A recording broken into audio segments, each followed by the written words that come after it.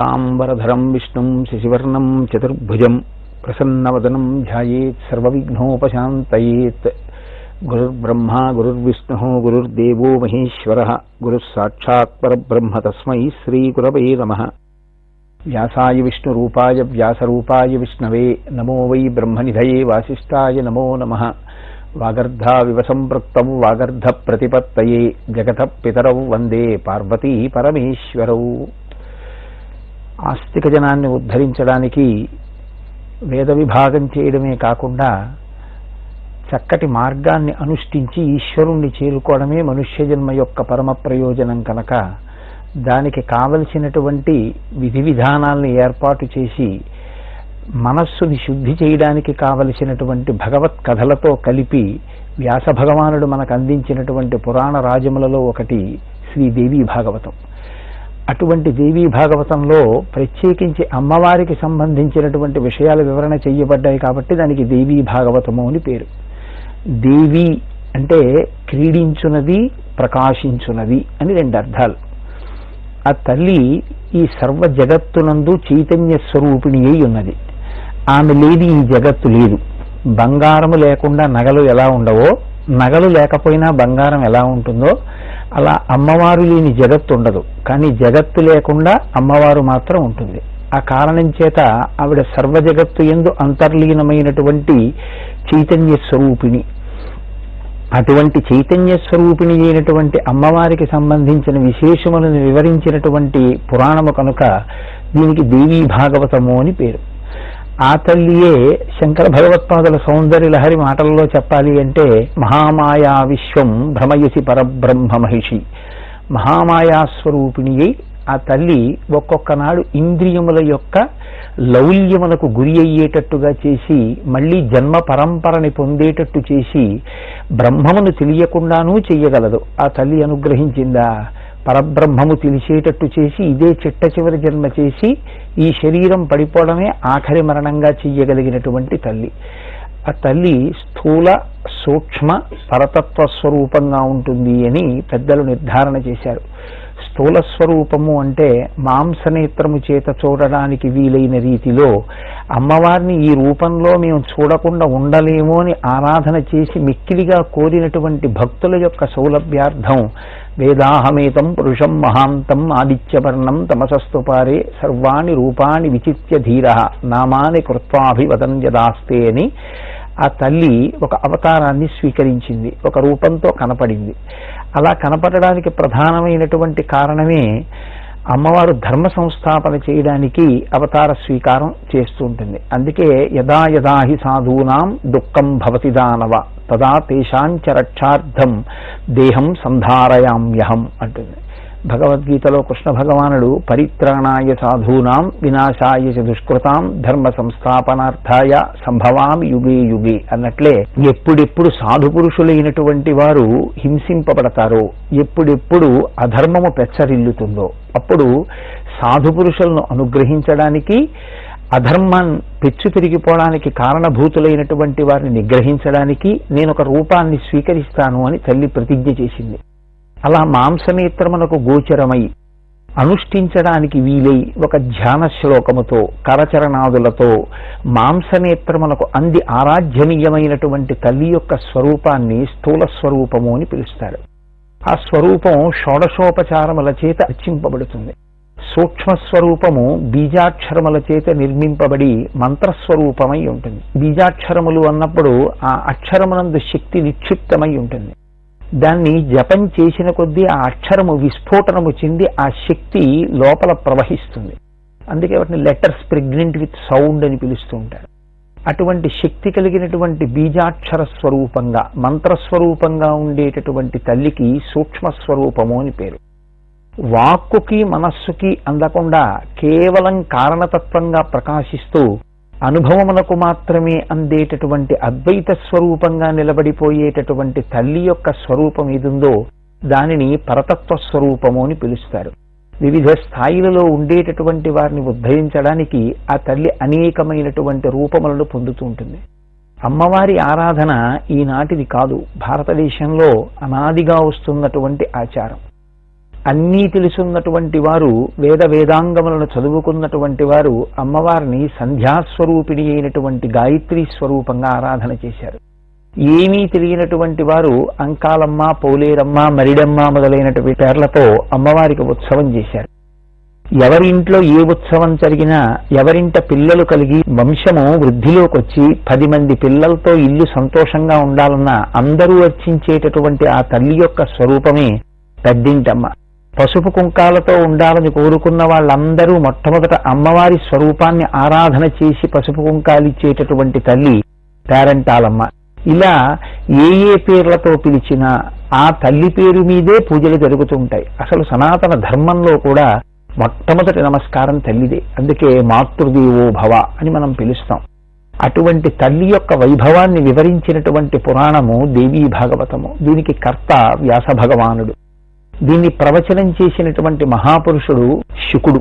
సాక్షాత్ వ్యాస మహర్షి యొక్క కుమారుడై, కారణజన్ముడై, మహాజ్ఞాని అయి లోకమునకు అత్యద్భుతమైనటువంటి గ్రంథములను బోధించడం కోసమే జన్మ స్వీకరించినటువంటి మహాపురుషుడు శుకబ్రహ్మ. అటువంటి శుకబ్రహ్మ ఒకానొక నాడు శౌనకాది మహర్షులకు ఈ పురాణ వివరణం చేశారు. శౌనకుడు ఒకనాడు ప్రశ్న వేశాడు. యదా జిహ్వేంద్రియాహ్లాదో షడ్రసైః ప్రతిపద్యతే తథా శ్రోత్రేంద్రియాహ్లాదో వచోభిః సుధియాం స్మృతః. అశ్రోత్రాః ఫణినః కామం ముహ్యంతి నభోగుణైః సకర్ణాయేన శృణ్వంతి తేప్యకర్ణాః కథంచన. అతం సర్వే ద్విజాః సౌమ్య శ్రోతుకామాః సమాహితాః వర్తంతే నైమిషారణ్యే క్షేత్రే కలిభయార్థితాః. నైమిషారణ్యంలో ఉండేటటువంటి ఋషులందరూ కూడా ఒకనాడు శౌనకుణ్ణి ఎదురుగుండా పెట్టుకుని ప్రశ్న వేస్తున్నారు. ఒక మంచి ప్రశ్న వేసినటువంటి వాడు తప్ప భగవంతుని యొక్క అనుభవమును పొందినటువంటి పెద్దల నుండి ఆ జ్ఞానమును పొందలేడు. పరిప్రశ్నైన సేవయా అంటాడు గీతాచార్యుడు.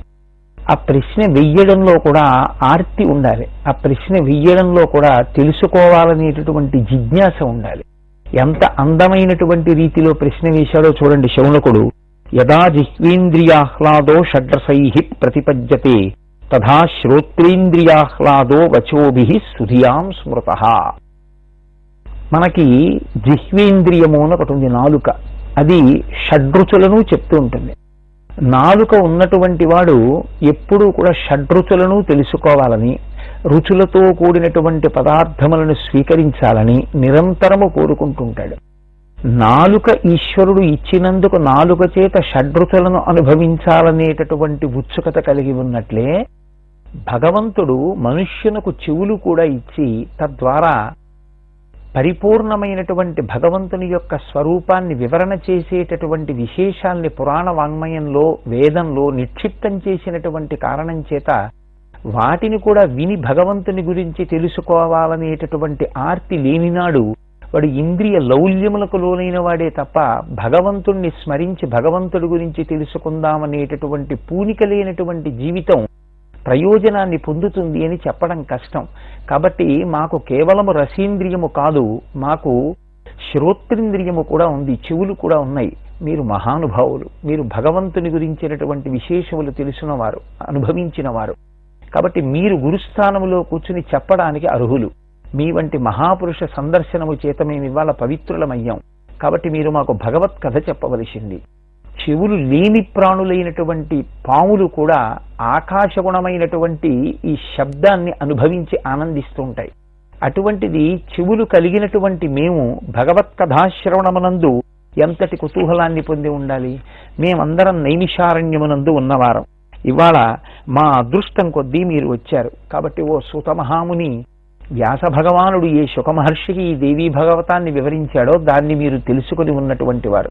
మాకు ఆ దేవీ భాగవతాన్ని వివరించవలసింది అంటూ శౌనకుడు అంటాడు. ఏన కానాప్యుపాయేన కాలాతి వహనం స్మృతం వ్యసనైరిహ మూర్ఖాణం బుధానాం శాస్త్రచింతనైః. కాలమనేటటువంటిది ఆగేది కాదు, అది ఒక ప్రవాహ స్వరూపము, అలా వెళ్ళిపోతుంటుంది. సూర్యోదయ సూర్యాస్తమయములు ఎవరి కొరకు ఆగేవి కౌ. ప్రత్యాయాంతిగతాః పునర్న దివసాః కాలో జగద్భక్షకః లక్ష్మీస్తోయ తరంగ భంగ చపలా విద్యుచ్చలం జీవితం అంటారు శంకర భగవత్పాదులు. సూర్యోదయ సూర్యాస్తమయములలో ఈశ్వరుడు ప్రతి జీవి యొక్క ఆయుర్దాయాన్ని గ్రసించేస్తున్నాడు. కానీ ఆ ఆయుర్దాయము నశించిపోయే లోపల భగవంతుడిచ్చినటువంటి పరమోత్కృష్టమైన ఈ మనుష్య ఉపాధి మళ్లీ బ్రహ్మాండంలో కలిసిపోయే లోపల ఈశ్వరుడు గురించి తెలుసుకోవడానికి ఉపయుక్తమైనటువంటి ఈ శరీరాన్ని పొంది ఉన్నాం కాబట్టి దీన్ని ఉపకరణముగా మేము ఆత్మతత్వాన్ని తెలుసుకుని మేము సత్యాన్ని పొందడానికి మాకు గొప్ప ప్రయోజనము సాధనము ఇవాళ మీ దర్శనమే. కాబట్టి ఎలాగో అలా కాలం వెళ్ళిపోతుంది. భగవత్ కథా చింతనము గురించినటువంటి ఆర్తి లేకపోయినా కాలం ఆగేది కాదు. కానీ బుధులైన వారు అంటే పండితులైన వారంటే పండాహ అంటే భగవత్ సంబంధమైనటువంటి జ్ఞానము. ఎవరు భగవంతుని గురించి తెలుసుకోవాలని కుతూహల పడుతుంటారో అటువంటి వారు పెద్దలు దర్శనమైనప్పుడు వారి ద్వారా భగవత్ కథాశ్రవణము చెయ్యాలని కోరుకుంటారు. కాబట్టి మహానుభావ, మాకు ఈ రోజున అటువంటి భగవత్ కథని వివరించు.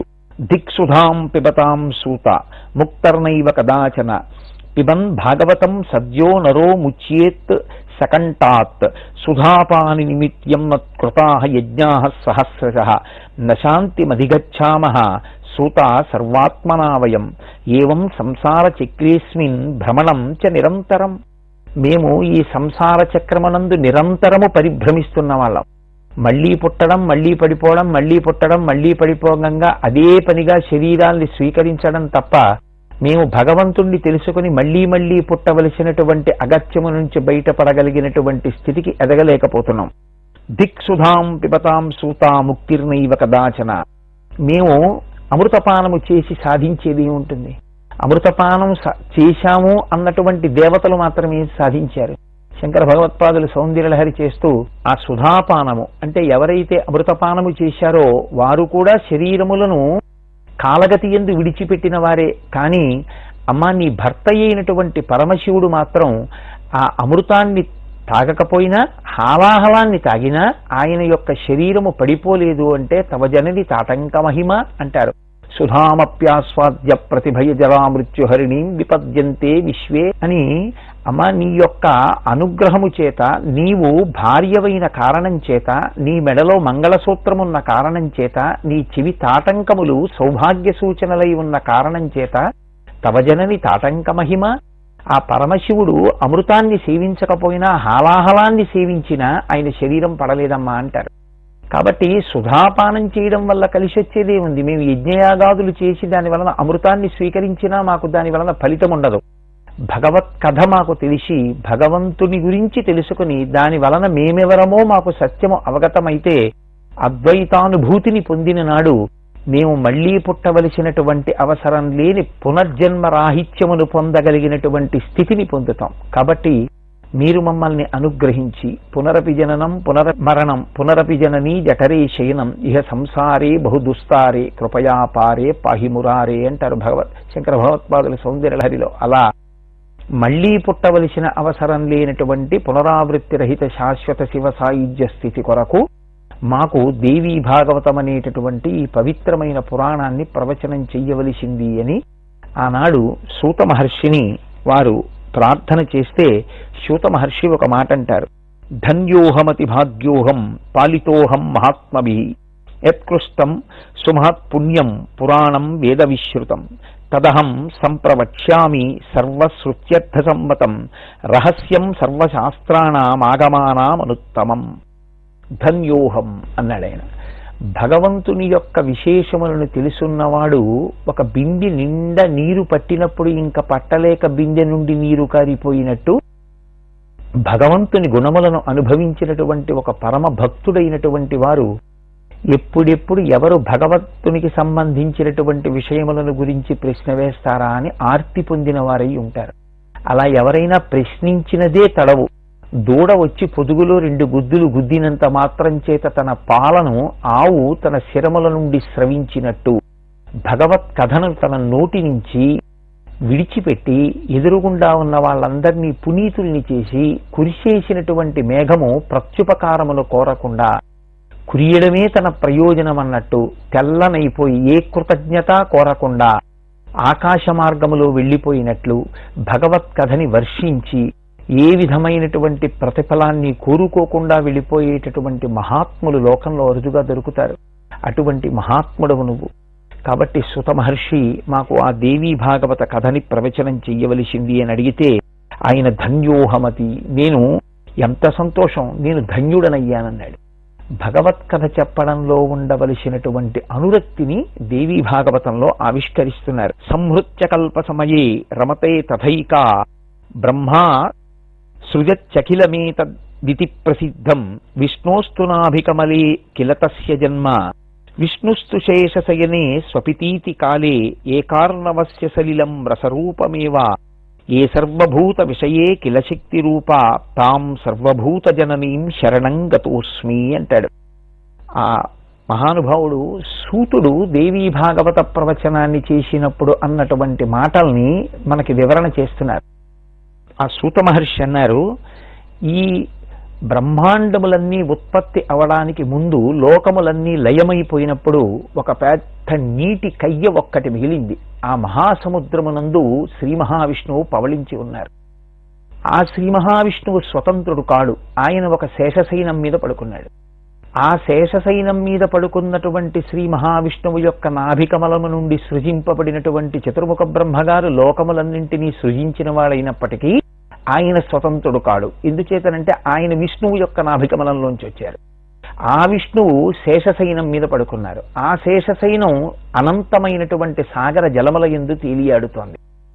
ఇప్పుడు ఈ అనంతమైనటువంటి సాగర జలముల వరకు మనకి తెలుస్తున్నాయి. కానీ అనంతమైనటువంటి సాగర జలములకు కూడా ఏ తల్లి పూనికగా ఉందో, ఏ తల్లి ఆధారముగా ఉందో, ఏ తల్లి ఈ కంటికి దర్శనము కాకపోయినా వెనక ఉండి లోకములన్నీ లయమైపోయినా తిరిగి సృష్టి జరగడానికి ఆవిడ హేతువయ్యిందో, ఆ తల్లి మాంసనేత్రమునకు దర్శనము కాకపోయినప్పటికీ ఆధారమైనటువంటి ఆ తల్లికి నేను శరణాగతి చేసి నమస్కరిస్తున్నాను. ఆ తల్లి అనుగ్రహము చేత ఈ దేవీ భాగవతమనబడేటటువంటి పురాణ రాజము నా నోటి నుండి ప్రవచనము చేయబడుగాక. దాని చేత నేను, ఇది వింటున్నటువంటి వారు ధన్యులగుదురుగాక అని. శక్తి అంటే కదలిక కాబట్టి ఆ తల్లి అనుగ్రహము లేనిదే తన నుండి కూడా వాగ్రూపముగా దేవీ భాగవతం అనబడేటటువంటి ఈ గ్రంథము, ఈ పురాణ రాజము, దానిలో ఉండేటటువంటి విశేషములు పైకి ప్రవహించవు కనుక, ప్రవాహము అంటే కదలిక కనుక ఆ వాక్కులు లోపల ఉన్నటువంటి ఊపిరి భావజాలములతో కూడినదై కదిలి వాగ్రూపముగా బయటికి వస్తే అది ఆనాడు అక్కడ నైమిషారణ్యంలో ఉండేటటువంటి ఋషులందరినీ కూడా తరింపచేస్తే ఆ తరువాతి కాలంలో పెద్దల చేత ప్రవచనము చేయబడుతూ వచ్చినటువంటి దేవీ భాగవతము అనుశ్రుతంగా కొన్ని కోట్ల మంది ఆధ్యాత్మిక తీరాలు చేరాలనుకున్న వారందరినీ కూడా తరింపచేసింది కనుక ఈ కదలికలన్నిటి యందు అమ్మవారే ఉంది అని మొట్టమొదట సూత మహర్షి ఆ తల్లి భగవతికి నమస్కారం చేసి ప్రారంభం చేస్తున్నారు. ఆయన అంటారు, ఇది 18,000 శ్లోకములతో కూడుకుని ఉంది. దీని యందు 12 స్కందములు ఉన్నాయి. 318 అధ్యాయములతో కూడుకుని ఉంది. సర్గశ్చ ప్రతిసర్గశ్చ వంశో మన్వంతరాణి చ వంశానుచరితంచైవ పురాణం పంచలక్షణం యోగగమ్యాఖిలాధారా తురీయా చ సంస్థిత తస్యాస్తు సాత్వికీ శక్తి రాజసీ తామసీ తథా మహాలక్ష్మీ సరస్వతి మహాకాళీతి తా స్త్రియః.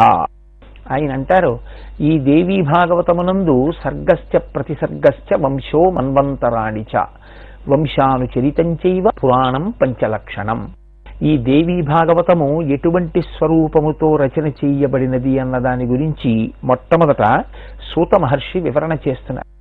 అందులో ఆయన అన్నారు, ఇది సర్గము ప్రతిసర్గము, సర్గశ్చ ప్రతిసర్గశ్చ వంశో వంశవర్ణనము, మన్వంతరాణిచ మన్వంతరములు, వంశానుచరితంచైవ వంశానుచరితము అనేటటువంటి 5 లక్షణములతో కూడుకున్నదై సమగ్ర స్వరూపమై కేవలముగా ఒక చరిత్రగా ఒక వ్యక్తి శరీరాన్ని పొంది విడిచిపెట్టిన వరకు ఉన్నటువంటి కథాభాగంగా కాకుండా తదనంతరము జరిగినటువంటి ప్రక్రియలను కూడా మనకి వివరిస్తూ ఆ వ్యక్తి యొక్క జీవన్మరణములకు కారణముగా ఆయన చేసినటువంటి కర్మలు ఏ విధంగా ఉపయోగపడ్డాయో మనకి తెలియచేయడం వల్ల మన జీవితాల్ని దిద్దుకునేటటువంటి విధానాన్ని మనకి ఆనాడు వ్యాస భగవానుడు బోధ చేసి ఉన్నాడు. అందులో సర్గశ్చ, సర్గశ్చ అన్న మాటకు అర్థం అమ్మవారు సహజముగా నిర్గుణ. ఆమె యందు ఏ గుణములు కలిగినటువంటి తల్లి కాదు. ఆమె శుద్ధ సత్వమునకు ఆవల, నిర్గుణమై నిరంజనమై ప్రకాశించేటటువంటి ఆ తల్లి ఏ విధంగానూ వాక్కులకు మనస్సునకు అందేటటువంటి స్వరూపముతో ఉండేటటువంటిది కాదు. కానీ ఈ జగత్ సృష్టి స్థితి లయ అనబడేటటువంటి మూడింటిని జరిపితే తప్ప అసలు ఈ సృష్టి కార్యం అనేటటువంటిది, జగన్ నిర్మాణం అనేటటువంటిది జరగదు. కనుక ఆనాడు ఆ తల్లి గుణములను పొందింది. ఆ గుణములను పొంది ఆమె సత్వగుణము, రజోగుణము, తమోగుణము అని 3 గుణములను ప్రకాశింపచేసింది. ఈ 3 గుణములే సర్వ సృష్టికి మూలమయ్యాయి, సర్వ సృష్టి యొక్క స్థితికి కారణమయ్యాయి, సర్వ సృష్టి యొక్క లయకు కారణమయ్యాయి. ఇందులో ఆమె సృష్టి చేసినప్పుడు రజోగుణంతో కూడుకున్నటువంటి ఒక శక్తి స్వరూపాన్ని ఆవిర్భవింపచేసింది. ఆ రజోగుణ సంబంధమై సృష్టి ప్రధానమైనటువంటి శక్తి స్వరూపమునకు సరస్వతి అని పేరు. ఈ సృష్టింపబడినటువంటి జగత్ నిలబడడానికి హేతువుగా ఆమె సత్వగుణ ప్రధానమైనటువంటి ఒక శక్తి స్వరూపాన్ని ఉద్భవింపచేసింది. ఆమెకు శ్రీ మహాలక్ష్మి అని పేరు.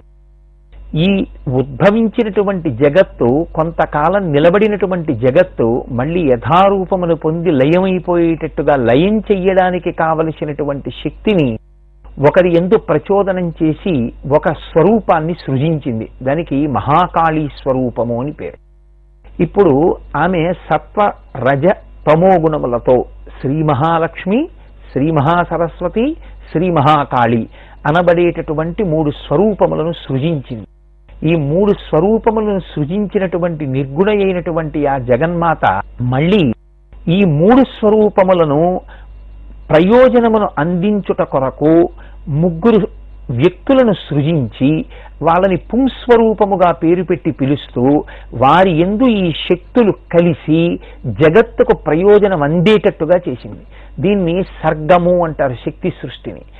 శక్తి సృష్టి ఈ అందినటువంటి జగత్ తిరిగి పుంస్వరూపమైనటువంటి వ్యక్తులతో చేరి ప్రయోజనాన్ని అందించడాన్ని ప్రతిసర్గము అంటారు. ఈ సర్గ ప్రతిసర్గములతో ఇంకా వ్యాస భగవానుడు ఈ పురాణాన్ని మనకి అందించినప్పుడు పాటించినటువంటి మిగిలిన లక్షణాల గురించి, దాని వలన మనం పొందవలసినటువంటి అత్యద్భుతమైన ప్రయోజనం గురించి, ఈ సృష్టి వికసనమునందు తల్లి చూపించినటువంటి అద్భుతమైన నైపుణ్యమును గూర్చి మనం మళ్ళీ రేపటి రోజున ప్రస్తావన చేసుకుందాం. మంగళాశాసన పరై మదాచార్య పురోగమై సర్వైశ్చ పూర్వైరాచార్యై తత్కృతాయాస్తు మంగళం. మంగళం కోసలేంద్రాయ మహనీయ గుణాత్మనే చక్రవర్తి తనూజాయ సర్వభౌమాయ మంగళం. ఉమాకాంతాయ కాంతాయ కామితార్థప్రదాయినే శ్రీగిరీశాయ దేవాయ మలినాథాయ మంగళం. కరచరణకృతం వా కర్మవాక్కాయజం వా శ్రవణనైనజం వా మానసం వాపరాధం విహితం వా సర్వమేత్తక్షమస్వ. శివ శివ కరుణాబ్ధే శ్రీ మహా బ్రహ్మనిధయే వాసిష్ఠాయ నమో నమః. వాగర్ధా వివ సంపృక్తౌ వాగర్ధ ప్రతిపత్తయే జగత పితరౌ వందే పార్వతీ పరమేశ్వరౌ. నిన్నటి రోజు ఉపన్యాసాన్ని పూర్తి చేస్తూ మనం ఒక విషయాన్ని అనుకున్నాం.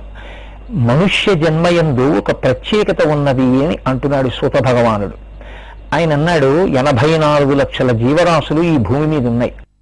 84 లక్షల జీవరాశులు పుట్టడం కూడా ఒక్కలా పుట్టల.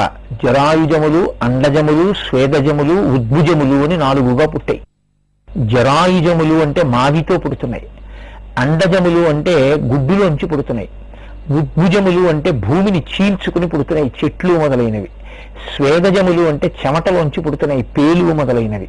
ఇందులో అనేకానేక ప్రాణులున్నప్పటికీ ఏ ప్రాణికి లేనటువంటి గొప్పతనం ఒక్క మనుష్య ప్రాణికే ఇవ్వబడింది. ఆ మనుష్య ప్రాణికి ఇవ్వబడినటువంటి గొప్పతనాన్ని మనుష్యుడు ఉపయోగించుకోకపోతే ఆ దేహము పొందడం వల్ల ప్రయోజనం ఏమైనా ఉందా అంటే ఏమీ ఉండదు. కామధేనువుని పట్టుకొచ్చి ఇస్తే ఆ కామధేనువు వలన పొందవలసినటువంటి ప్రయోజనాన్ని విస్మరించి 1 ఎకరం పొలం దున్నుకోవడానికి ఉపయోగించుకున్నవాడు ఎంతటి నిర్భాగ్యుడో. మనుష్య దేహాన్ని పొంది కూడా అసలు ఈ దేహంతో పొందవలసిన ప్రయోజనాన్ని పొందే ప్రయత్నం చెయ్యనివాడు కూడా అటువంటి వాడే. ఇందువల్ల మనుష్య జన్మ గొప్పది. సూతుడు ఒక మాట చెప్తున్నాడు, సంప్రాప్యమానుషభవం సకలాంగయుక్తం పోతం భవార్ణవ జలోత్తరణాయ కామం. యప్రాప్య కర్ణయుగళం పటు మానుషత్వే రాగీ శృణోతి సతతంచ పరాపవాదాన్ నష్టక్కుతో నశృణితే భువి మందబుద్ధి సర్వార్థదం రసనిధిం విమలం పురాణం అన్నాడు. మనుష్య ఉపాధికి రెండు గొప్ప లక్షణాలున్నాయి. ఒకటి వాక్కు. మనం శ్రీరామ రామ రామే తిరమే రామే మనోరమే అనగలం, రామ రామ రామ అనగలం. ఎన్ని పాపాలు చేసిన వాడైనా రామ రామ రామ అని 3 మాటలంటే పార్వతి వాడి పాపములు నశిస్తున్నాయి, విష్ణు సహస్రనామ స్తోత్రం చేసిన వాడితో సమానము అన్నాడు శివభగవానుడు. కేవలం భగవన్నామం చెప్పగలిగినటువంటి ప్రాణి ఈ సమస్త జీవకోటి యందు మనుష్యుడొక్కడే. ఒక పిల్లిగా పుడితే వచ్చే నష్టం లేదు, కానీ అది జీవిత పర్యంతంలో ఒక్కసారి కూడా భగవన్నామం చెప్పలేదు. భగవన్నామం చెప్పగలిగినటువంటి అదృష్టం పొందినవాడు మనుష్యుడు ఒక్కడే. ఆ భగవన్నామం చెప్పి భగవన్నామాన్ని వ్రాసి మనిషి తరించిపోతాడు. ఈ మళ్లీ పుట్టవలసిన అవసరం లేకుండా సంసార సాగరాన్ని దాటేస్తాడు. అందుకే పెద్దలైన వాళ్ళందరూ కోరుకున్నది ఏంటంటే, నాకు ఆ నాలుక మీద ఈశ్వరుడు యొక్క నామం కదిలేటట్టుగా కోరుకున్నారు. దుర్జటి పవి పుష్పంబగు అగ్ని మంచగు ఆకూపారం భూమిస్థలంబగు శత్రుండతిమిత్రుడవు విషము దివ్యాహారమౌ నిన్నగా అవనీమండలి లోపలం శివ శివేచ్ఛాభాషణోల్లాసకిం శివా నీ నామము సర్వవస్యకరమౌ శ్రీకాళహస్తీశ్వర అంటాడు. నీ నామము ఎప్పుడూ కావాలి శంకర, ఆ శివనామము నా నాలిక మీద దొర్లేటట్టుగా చెయ్యి అంటాడు. హరునకు అవిభీషణనకు అద్విజకున్ తిరుమంత్రరాజమై కరిగిన హల్యకున్ ద్రుపదకన్యకునార్తి హరించు చుట్టమై బరగిన ఎట్టి నీ పతితపావన నామము నాదు జిహ్వపై నిరంతరము నటింపచేయుమి కదా శరభి కరుణాపయోనిధి అంటారు గోపరాజు గారు. ఎప్పుడూ రామనామం పలికించమంటారు రామదాసు గారు. పలికేది ఏ నామం అన్నది కాదు, వైదికమైనటువంటి ఏ ఈశ్వరనామమైనా మీ పాపములను తొలగించగలదు. అటువంటి భగవన్నామము చెప్పగలిగినటువంటి అదృష్టాన్ని పొందిన ఏకైక ప్రాణి మనుష్యుడు. అలాగే భగవత్ కథాశ్రవణము చెయ్యగలిగినటువంటి ఏకైక ప్రాణి మనుష్యుడు. భగవంతుని గురించినటువంటి కథ చెప్తున్నారు అంటే ఒకవేళ జన్మజన్మాంతర సంస్కారం చేత వినాలి అనిపించి ఒక పాము అక్కడికి వచ్చిందనుకోండి, వెంటనే మనందరం పెద్ద గడబిడ చేసి ఆ పావును అక్కడి నుంచి తరిమేస్తాం. నిజంగా ఒకవేళ ఆ జీవిలో ఎక్కడో భాగ్య విశేషం ఉండిపోయి భగవత్కథ విందామన్నా ఆ ప్రాణులు అసలు దేవాలయంలోకే రాలేవు భగవత్కథ వినడానికి. కానీ భగవత్కథ వినడానికి వీలైనటువంటి చెవులను, దాన్ని అర్థం చేసుకోగలిగినటువంటి బుద్ధిని, పరవశించి భగవన్నామని చెప్పగలిగినటువంటి నాలుకని ఈశ్వరుడు మనకి కృప చేశాడు. సూత భగవానుడు అంటున్నాడు, మీరు భగవత్కథ వింటాను అన్నందుకు నేను ఎందుకు పరవశించిపోతున్నానో తెలుసా? ఒక్కటే కారణం, ఈశ్వరుడు ఇటువంటి గొప్ప మనుష్య దేహాన్ని ఇచ్చినప్పటికీ కొందరు ఈ మాటను దేనికి ఉపయోగిస్తున్నారు? సంప్రాప్య వాచక మహో న శృణోతి మూఢో. వాళ్ళు ఎప్పుడూ ఇతరులకు సంబంధించినటువంటి విషయాల్ని మాట్లాడుకోవడంలో కాలం వెళ్ళబుచ్చేస్తున్నారు, లేదా పనికి మాలిన విషయాలన్నీ వినడంలో చెవుల్ని ఉపయోగిస్తున్నారు. మళ్ళీ ఈ 2 రకాలైనటువంటి విషయాల్ని విని జంతువులు తమకి లేక ఏ బాధ పొందుతున్నాయో ఉండి వాళ్ళు అదే బాధ పొందుతున్నారు. అందుకే శంకరాచార్యులు వారి శివానంద లహరి చేస్తూ ఓ మాట అంటారు, నరత్వం దేవత్వం నగవన మృగత్వం మశకత పశుత్వం కీటత్వం భవతు విహగత్వాది జననం సదాత్తత్ పాదాబ్జ స్మరణ పరమానందలహరీ విహారాసక్తం చేద్రు దయమిహ కింతేన వపుషా అంటారు. ఈ శరీరం ఎటువంటిదైతే ఏమిటి? ఏ వేదంబు పఠించెల్లూత భుజగంబే శాస్త్రములు సూచే తానే విద్యాభ్యాసమనర్చె కరి చించే మంత్రమోహించే బోధావిర్భావ నిదానముల్ చదువులయ్యా కాదు నీ పాద సంసేవాసక్తియ కాకజింతు తతకిన్ శ్రీకాళహస్తీశ్వర అంటాడు ధూర్జటి. ఒక ఏనుగు, ఒక సాలెపురుగు, ఒక పావు భగవంతుణ్ణి సేవించి మోక్షాన్ని పొంది ఆయనలో కలిసిపోయి ఒక క్షేత్రమునకు శ్రీకాళహస్తి అని పేరొచ్చి అంత గొప్పవయ్యాయి. భగవద్భక్తి లేనప్పుడు మనుష్య ఉపాధిని పొందితే మాత్రం ఉపయోగమే ఉంది. షడూర్ములలో బయటి ప్రాణులకు ఏమున్నాయో నీకు అవే ఉన్నాయి. అది కాదు కావలసింది, మనుష్య ఉపాధి ఉన్నందుకు నీకు ఈశ్వరుడు గొప్పగా అనుగ్రహించినది ఇది. భగవన్నామము చెప్పగలిగిన నాలుక, భగవత్ కథ విని పొంగిపోగలిగినటువంటి బుద్ధితో కూడిన చెవులు. ఇప్పుడు ఆ చెవులు, ఆ నాలుక భగవత్ కథా శ్రవణమునకు, భగవత్ కథా గానమునకు ఉపయోగపడకపోతే దాని వలన ఉపయోగం ఉంటుందా? అందుకే దీనికి రసేంద్రియము అన్నాడు సూతుడు. రసేంద్రియము అంటే, రసము అంటే రుచి. చేసినటువంటి వంటల యొక్క రుచిని శరీరం వదిలిపెట్టేసేంత వరకు తలుచుకు తలుచుకు తలుచుకు తలుచుకు వండించుకుని అవే తిని పొంగిపోవడం నాలుక వల్లే. కానీ భగవన్నామం చెప్పగలిగినటువంటి నాలుక కూడా, అబ్బా ఎంత గొప్పగా ఉంటుందండి ఆ నామం అని చెప్పకుండా ఉండలేక చెప్పగలిగితే ఆనాడు మనుష్య జన్మకి సార్థకత లభించినట్టు. అందుకే శ్రీరామ నీనామం ఎంత రుచిరా, ఎంత రుచి ఎంత రుచి ఎంత రుచిరా అంటారు. ఎంత రుచిరా అంటే రామనామంలో రుచి ఉంటుందా? రుచి ఏంటి? అదేనా యాపిల్ పండా అరటి పండా? రుచి ఉంటుందా అంటే నాలుక చేత తెలుసుకోబడేటటువంటి రసము అంటే బాహ్యమైన రుచి కాదు.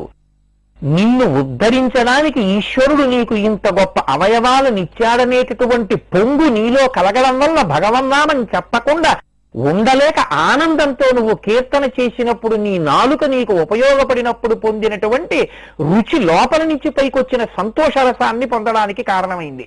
కాబట్టి ఉద్భుతమవడానికి కారణమైంది. కాబట్టి ఆనందానికి ఇప్పుడు అది రసేంద్రియమైంది. ఇది సూతుడు అడుగుతున్నాడు. మీరు నన్ను భగవత్ కథ చెప్పండి చెప్పండి అని అడిగినందుకు నేను పొంగిపోతున్నాను. ఎందుకని? ఇవాళ అధికారము కలిగినటువంటి శ్రోతలు నాకు లభించారు. ఇన్నాళ్ళకి కేవలం ఏదో వండుకు తింటాం, మాకు సుఖాలు ఎలా వస్తాయి, మా పిల్లలు ఎలా గట్టెక్కుతారు అని కాదు. అసలు ఈ ఉపాధితో వచ్చినందుకు మేము ఎలా గట్టెక్కుతాం, మాకు భగవత్ కథ చెప్పు అని అడిగిన వాళ్ళు దొరికారు. ఇన్ని కోట్ల మందో మనుష్యులున్నారు. కానీ ఎవరు చెవుల్ని నాలుకని వినియోగించుకుంటున్న వాళ్ళు? మీరు ఇటువంటి స్థితిని పొందినందుకు నేను సంతోషిస్తున్నాను. ఎంతటి పాపాత్ముడైనా, ఇత పూర్వం భగవన్నామం చెప్పడంలో విస్మరణ పొందినవాడైనా, ఇత పూర్వం భగవత్ కథ విననివాడైనా, అరెరే మన జన్మ ఎంత పాడైపోయిందిరా అని పరితాపంతో దేవీ భాగవతాన్ని ఎవడు వింటున్నాడో అటువంటి వాణ్ణి ఆ తల్లి అనుగ్రహించి, అమ్మ ఎప్పుడూ ఎవరి గురించి ఆలోచిస్తుందంటే బాగుపడిన కొడుకు గురించి ఆలోచించదు. బాగా చదువుకుని మంచి ఉద్యోగం చేస్తున్న కొడుకు గురించి అమ్మకి బెంగ ఉండదు. సరిగ్గా చదువుకోకుండా వెనకబడిపోతున్న పిల్లవాడి గురించే అమ్మ ఉపవాసాలు చేస్తుంది. సరిగ్గా వృద్ధిలోకి రాని పిల్లాడి గురించే అమ్మ పూజలు చేస్తుంది. ఎప్పుడైనా అమ్మ కన్నీరు కారిస్తే, అయ్యో ఆ పిల్లాడు ఎలా వృద్ధిలోకి వస్తాడో వాడి గురించి ఏమండి, వాడు పర్వాలేదు, వీడి గురించే నా బెంగంతా అంటుంది. అమ్మవారి స్వరూపం కారుణ్యానికి ప్రతీక. ఇక్కడ మీరు ఒక మాట నన్ను అడగచ్చు, అమ్మవారంత బాధపడే కన్నా అమ్మవారే మాకు ఇచ్చు కదండి అని. అమ్మవారు తప్పకుండా మీకు ఇస్తుంది. ఎప్పుడు? ఈ ఇంద్రియముల యొక్క లౌల్యమునకు మేము వశులమైపోయి, అమ్మా ఇంకా మేము నీ పాదాలు పట్టుకునే స్థితిలో లేవు అని త్రికరణ శుద్ధిగా మీ బలహీనతని మీరు అమ్మవారి ముందు చెప్తే, శరణాగతి అంటే నోటితో చేసేది కాదు, మీ బలహీనతని మీరు త్రికరణ శుద్ధిగా చెప్పినా ఆవిడ అనుగ్రహిస్తుంది. అమ్మవారు బుద్ధినిచ్చింది కాబట్టి ఆ బుద్ధిని ఉపయోగించి ఇంద్రియ లౌల్యము నుంచి మీరు బయటపడే ప్రయత్నం చేసినా దానికి ఆవిడ ప్రచోదనాన్ని ఇచ్చి ఆవిడ సాయపడుతుంది. అందుకే ఆవిడ ఎప్పుడు దేవకార్య సముద్యత, దేవతల యొక్క కార్యానికి ఉపయోగపడుతుంది. దేవతలంటే బాహ్యంలో ఉంటారు, రాక్షసులంటే బాహ్యంలో ఉంటారు అనుకోకండి.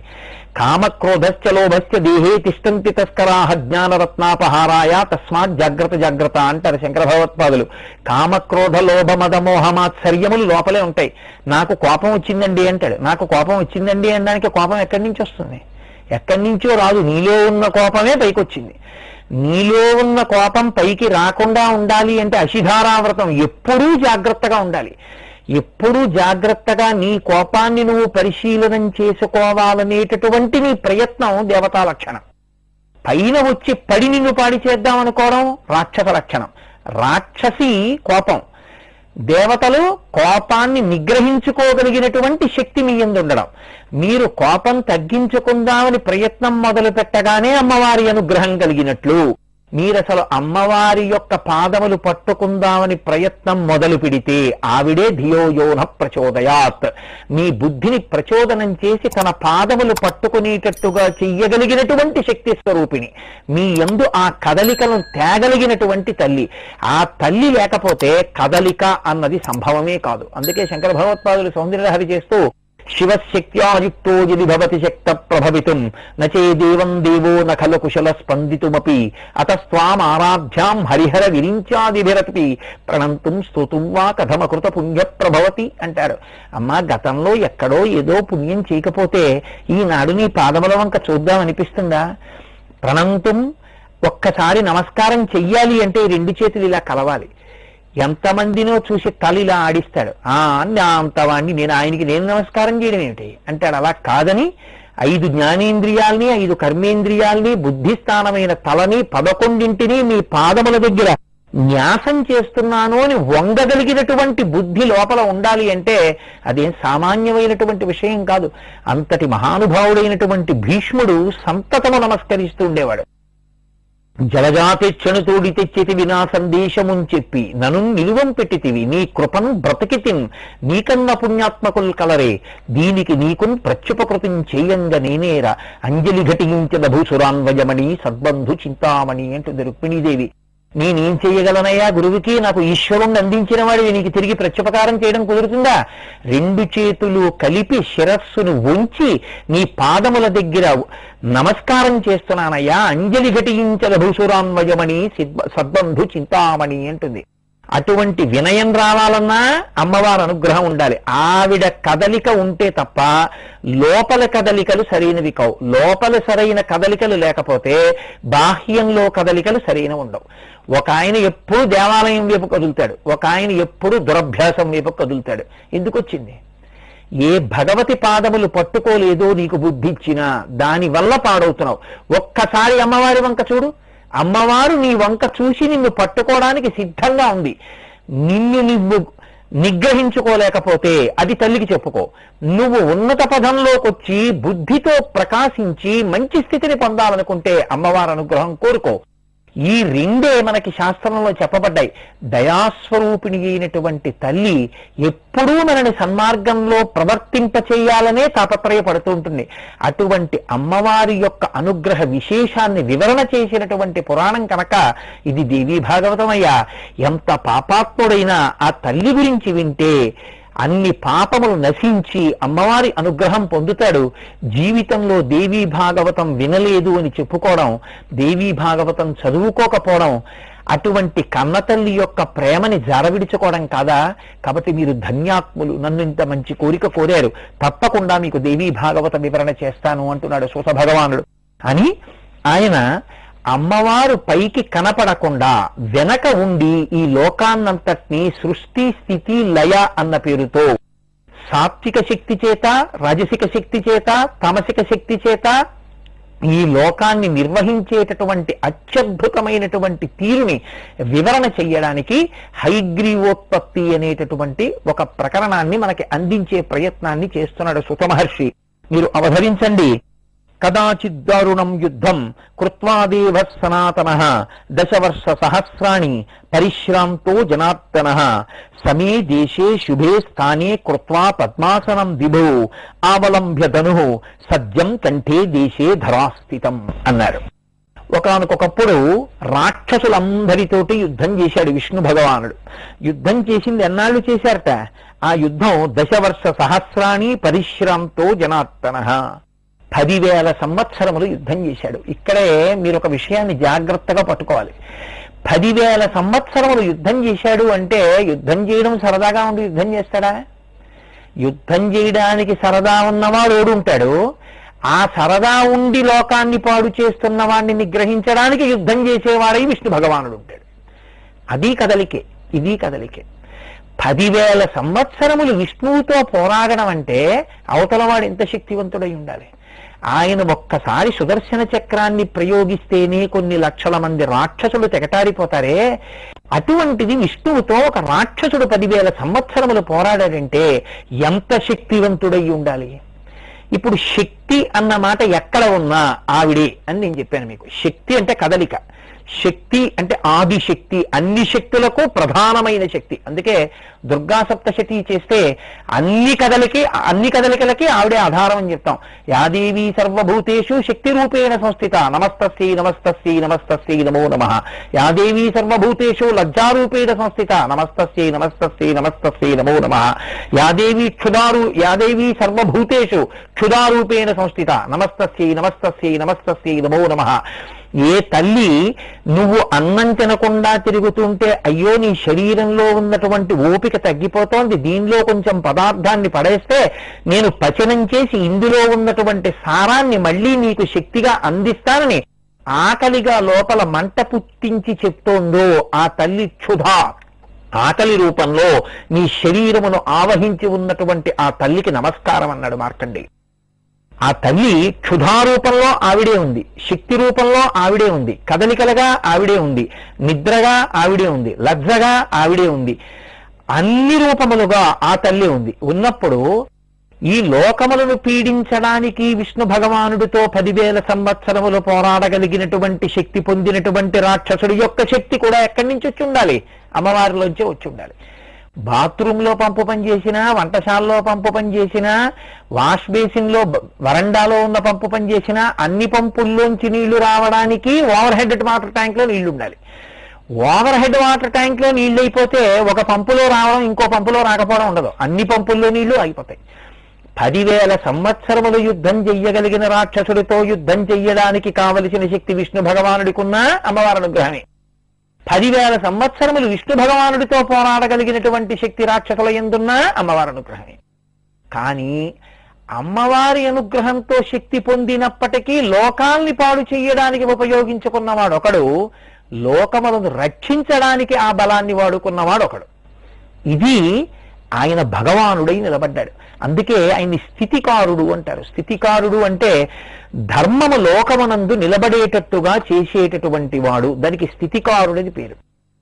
ధర్మము జోలికి వెళ్ళి ధర్మాన్ని పాడు చెయ్యాలని ఎవరెవరు ప్రయత్నం చేస్తారో వాళ్ళని మార్చడానికి ముందు 10 మాటలు చెప్పి చూస్తాడు. అయినా మారకపోతే ఆ ఉపాధిని తీసేయడం తప్ప, ఆ ఉపాధి పడిపోయేటట్టు చేయడం తప్ప ఇంకా వేరే మార్గము లేదు అన్ననాడు మాత్రమే పరమేశ్వరుడు దాన్ని పడగొడతాడు. అందుకే స్థితికార లక్షణము యందు కూడా అమ్మవారి యొక్క కారుణ్య ప్రవాహం ఉంటుంది.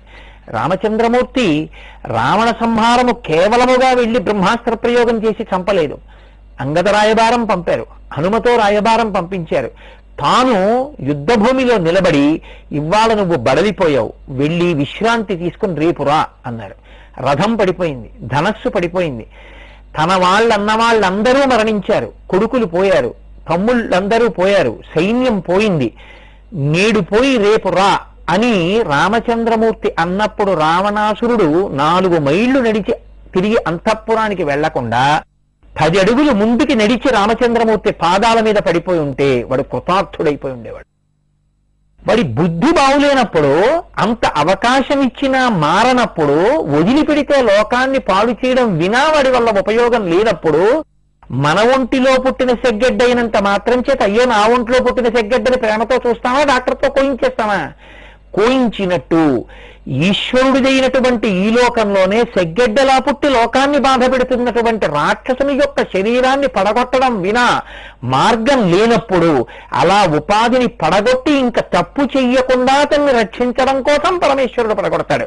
అందుకే సంహార ప్రక్రియందు రాక్షస సంహారమునందు క్రౌర్యమున్నదా కారుణ్యమున్నదా? కారుణ్యమే ఉన్నది. ఈ కారుణ్యం ఎక్కడిది?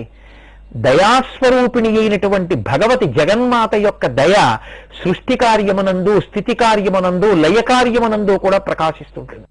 అందుకే 10,000 సంవత్సరములు యుద్ధం చేసినటువంటి విష్ణు భగవానుడు అలసట చెందాడు. ఈ మాటలలో ఉండేటటువంటి చమత్కారాన్ని మీరు పట్టుకోవాలి. అలసట చెందడం అంటే ఏమిటి? శక్తి లుప్తము కావడం, ఇక మళ్లీ లేచి తిరగడానికి కావలసిన ఓపిక తగ్గిపోతే అబ్బా బడలిపోయానంటాడు. అంటే ఇక నేను పని చేయలేను. ఇప్పుడు అమ్మవారు ఏదో సంకల్పం చేసింది. ఆ సంకల్పం చేయడం వల్ల 10,000 సంవత్సరములు రాక్షసులతో యుద్ధం చేసి నిగ్రహించగలిగినటువంటి శక్తి కలిగినటువంటి విష్ణువుకి అలసట కలిగింది.